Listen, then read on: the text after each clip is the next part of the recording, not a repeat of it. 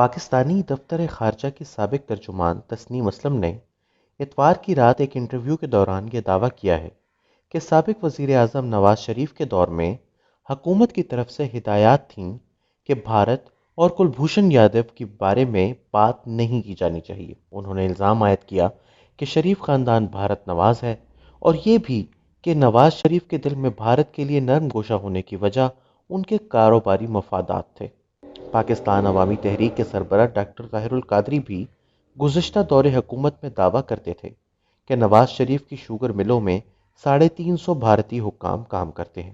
خود وزیر اعظم عمران خان جلسوں میں نواز شریف کو مودی کا یار کہتے تھے اور حافظ سعید صاحب کی سرپرستی میں ایک ملی مسلم لیگ بھی وجود میں آئی تھی جس کا نعرہ ہی مودی کا جو یار ہے غدار ہے تھا۔ جی ہاں، یہ انہی حافظ سعید صاحب کی جماعت تھی جو حال ہی میں دہشت گردی کی کارروائیوں میں مالی امداد کے کیس میں 11 سال قید کے حقدار ٹھہرے ہیں۔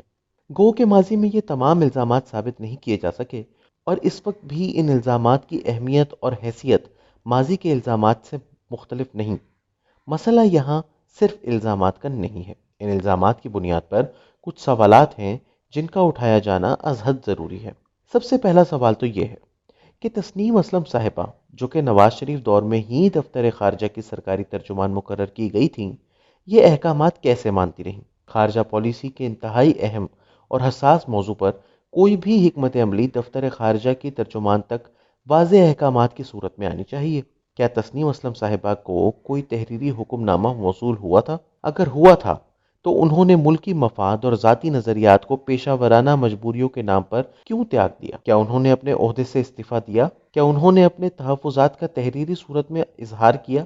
اگر کیا تو اس کا کوئی ثبوت انہیں سامنے ضرور لانا چاہیے، اور ساتھ ہی وہ تحریری حکم نامہ بھی جس کے تحت انہوں نے کئی سال تک بھارت اور کلبھوشن کے خلاف لب کشائی نہ کی، کیونکہ اگر وہ بغیر کسی تحریری حکم نامے کے قومی سلامتی کے اس اہم ترین معاملے پر ایک زبانی حکم پر عمل کرتی رہی ہیں تو یہ ان کی پیشہ ورانہ قابلیتوں پر بڑا سوالیہ نشان کھڑا کرتا ہے۔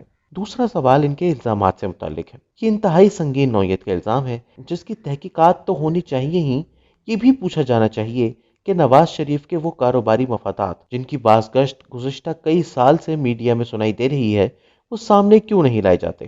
گزشتہ 2 سالوں میں لوگوں کے گھروں کو پناہ گاہوں تک میں تبدیل کیا جا چکا ہے۔ سیاسی رہنماؤں کو پیشیوں کا جھانسا دے کر جال سازوں کے سے انداز میں گرفتار کیا گیا ہے۔ زیر حراست سابق وزیر اعظم کو نیب نے جیل سے نکال کر اپنی حراست میں لے لیا، تو پھر ان کاروباری مفادات پر کوئی کارروائی کیوں نہیں کی گئی؟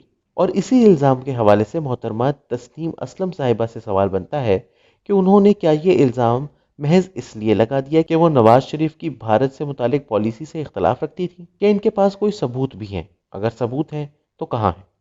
اور اگر نظریاتی مخالفت کی بنا پر الزام لگایا جا رہا ہے تو سوال یہ پیدا ہوتا ہے کہ خارجہ پالیسی سے متعلق فیصلہ کس کا استحقاق ہے؟ عوام کی منتخب کردہ حکومت کا، یا ایک 20ویں یا 21ویں گریڈ کے سرکاری افسر ملازم، یا ایک 20ویں 21ویں گریڈ کے سرکاری ملازم کا؟ نواز شریف کو نااہل ہوئے 3 سال ہونے کو آ رہے ہیں۔ اس کے بعد سے اب تک 2 نمائندہ اور 1 نگران حکومت برسر اقتدار رہ چکی ہے۔ کلبھوشن یادو تاحال جیل میں ہے۔ اس کے حوالے سے اب تک عالمی عدالت انصاف میں کیا پیش رفت ہوئی ہے؟ پاکستان یہ مقدمہ تاحال کیوں نہیں جیت پایا؟ نواز شریف کی جانب سے کلبھوشن یادو کا نام نہ لینے یا لینے سے اس مقدمے کی صحت پر کیا اثر پڑتا ہے؟ عمران خان صاحب نے کلبھوشن کا نام متعدد مواقع پر لیا ہے، اس سے کیا فوائد حاصل ہوئے؟ سفارتکاری کا وسیع تجربہ رکھنے والی سابق ترجمان کو ان سوالات پر بھی روشنی ڈالنی چاہیے۔ حقیقت یہ ہے کہ پاکستان کی تاریخ میں کشمیر کوز کو جتنا نقصان کارگل مہم جوئی اور گزشتہ برس بھارت کی جانب سے مقبوضہ کشمیر کی خصوصی حیثیت ختم کیے جانے سے پہنچا ہے، کسی بھی حکومت کے دور میں نہیں پہنچا۔ جنرل مشرف یا عمران خان میں سے کسی پر بھی بھارت نواز ہونے کا الزام نہیں لگایا جاتا۔ یہ دونوں شدھ پاکستان فرسٹ قسم کے افراد ہیں۔ کشمیر کے معاملے پر موجودہ حکومت کی کارکردگی تو پاکستان کی تاریخ میں بدترین رہی ہے کہ جس نے کشمیر کو بھارت کا حصہ بنانے چاہنے کے بعد بھی